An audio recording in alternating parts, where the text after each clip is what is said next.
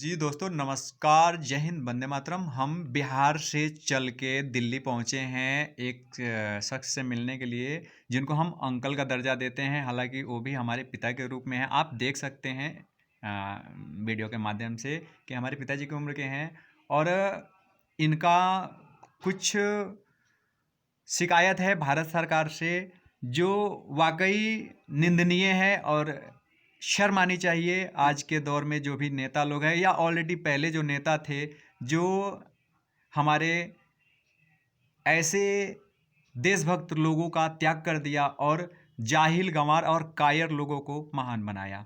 तो अंकल जी नमस्ते। नमस्कार। सबसे पहले इंट्रोडक्शन दीजिए अपना। मेरा नाम जगदीश सक्सेना है जी। और मैं नागरिक अधिकार चेतना परिषद का राष्ट्रीय अध्यक्ष हूँ। क्रांतिकारी परिवार का सदस्य हूँ। 1974 से जो है मैं एनजीओ चला रहा हूँ। जी। समाज की सेवा कर रहा हूँ। भ्रष्टाचार, जी। सांप्रदायिक तत्वों के खिलाफ लिख रहा हूँ। जी। कांग्रेस शासनकाल के अंदर जी। भ्रष्टाचार, जी। सांप्रदायिकता, जी। घोटालेबाजी, जी। इन चीज़ों को बढ़ावा दिया गया है। तो आपका मकसद जो था, जो आपने मुझसे जब संपर्क किया तो आपने जो बताया कि जो देशभक्त थे उनके साथ अन्याय हो रहा है, उस विषय में स्टार्ट कीजिए। वो भी मैं बताऊंगा। जी। तो कांग्रेस ने हम्म। तकरीबन हम्म। देश को आज़ाद कराने वाले हम्म। स्वतंत्रता सेनानी हम्म। परिवार के जो सदस्य हैं जी। उनको प्रताड़नाएं दी हैं जी। और फर्जी दस्तावेजों के ब्याह के ऊपर फर्जी स्वतंत्रता सेनानियों को जन्म दिया है, जी। जिसका रिकॉर्ड जी। गूगल पे भी सर्च करके देखा जा सकता है। जी। दिल्ली के आईटीओ पे रामचरण अग्रवाल चौक का बोर्ड लगा हुआ है। जो सूदखोर था उसे स्वतंत्रता सेनानी बनाया गया है, जी। क्योंकि उसका लड़का जयप्रकाश अग्रवाल जो है मेंबर ऑफ पार्लियामेंट था कांग्रेस शासनकाल में। जी।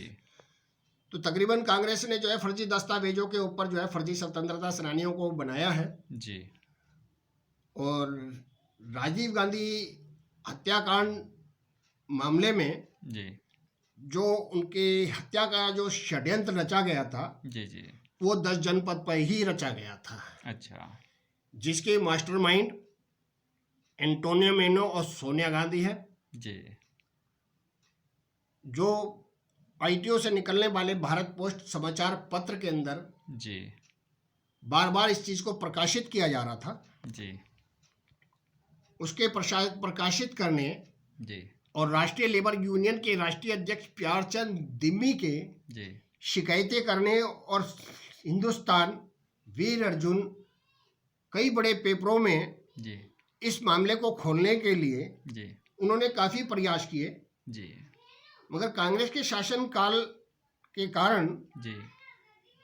उसमें कोई कार्रवाई नहीं हो सकी। अच्छा। आज भारतीय जनता पार्टी का शासन है। जी। भारतीय जनता पार्टी के शासन के अंदर मैंने जो है सीबीआई को जो है जी। शिकायत दी, जी।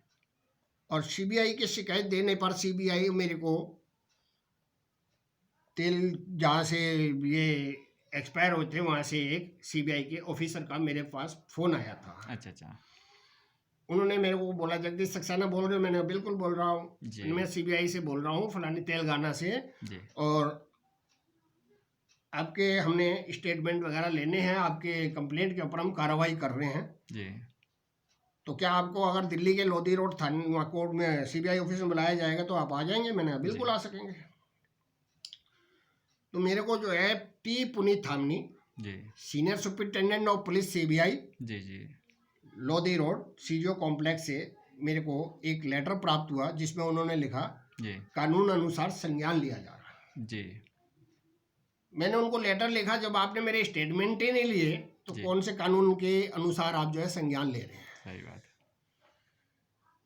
फिर उन्होंने deputy superintendent of Praveen Kumar को जी। ये कार्यभार सौंपा। उन्होंने मुझे फ़ोन किया जी। कि सक्सेना जी आप हमारे पास आ सकते हैं, मैं डीएसपी प्रवीण कुमार बोल रहा हूँ। जी। मैंने कहा मैं आपके पास बिल्कुल आ सकता हूँ, मगर इस समय मेरी स्थिति ऐसी है कि मेरे से ज़्यादा चला नहीं जाता, जी। और ज़्यादा चलने से मेरे पैरों में सूजन आ जाती है। जी।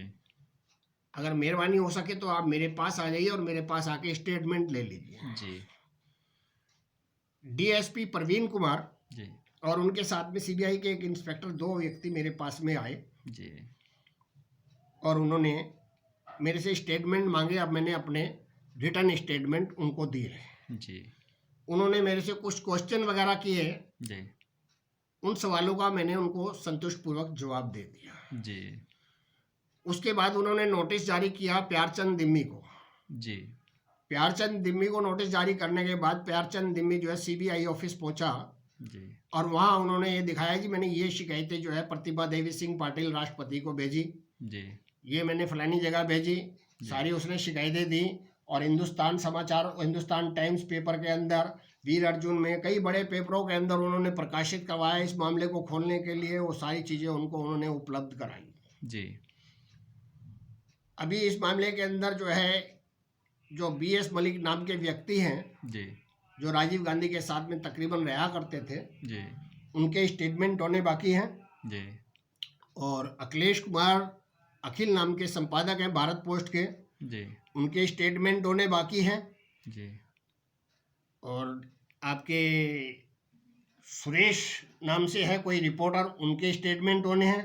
जी और वीर अर्जुन समाचार पेपर के मैनेजर रह चुके भीम जी। शर्मा जी के भी जी स्टेटमेंट होने हैं। जी सेंट्रल मिनिस्टर मुकुल वासनिक जो है, जी। समाचार पत्र में छपने प्रकाशित होने के बाद जो है जी उस पेपर वाले के दरवाजे पे चक्कर काट चुका है जी और उसके भी स्टेटमेंट होने हैं। जनार्दन द्विवेदी ने अखिलेश कुमार अखिल को अपने 10 जनपद कार्यालय में बुलाया था, जी जिसे बीएस मलिक नामक व्यक्ति छोड़ के आया था, जी और उन सबकी रिकॉर्डिंग वगैरह सारा कुछ मैंने सीबीआई को उपलब्ध कर दिया है। जी अब सीबीआई को उपलब्ध करने के बाद, क्योंकि इन्होंने कांग्रेस शासन काल के अंदर मानव के अधिकारों का बहुत हनन हुआ है। अच्छा, हाँ वो तो हुआ है। स्वतंत्रता सेनानियों को बहुत ज़्यादा ही प्रताड़नाएं दी गई हैं और आज और भी दी जा आज रही भी जो है दी जा रही हैं। और एक 75 साल की महिला जी जो स्वतंत्रता सेनानी की सुपुत्री है, जी कांग्रेस शासन काल में कांग्रेस के गुंडों ने उसकी प्रॉपर्टी पे और सामान पे कब्जा कर लिया और आज वो न्याय की प्रतीक्षा में रोनी कोर्ट में आज भी भागती फिर रही है, मगर रोनी कोर्ट से भी अभी उसको कोई नहीं कुछ मिला है।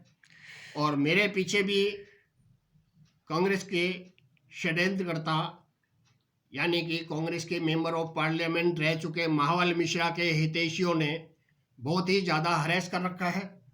अदालतों में मुकदमे जाते हैं, अदालतें कोई सुनवाई नहीं करती।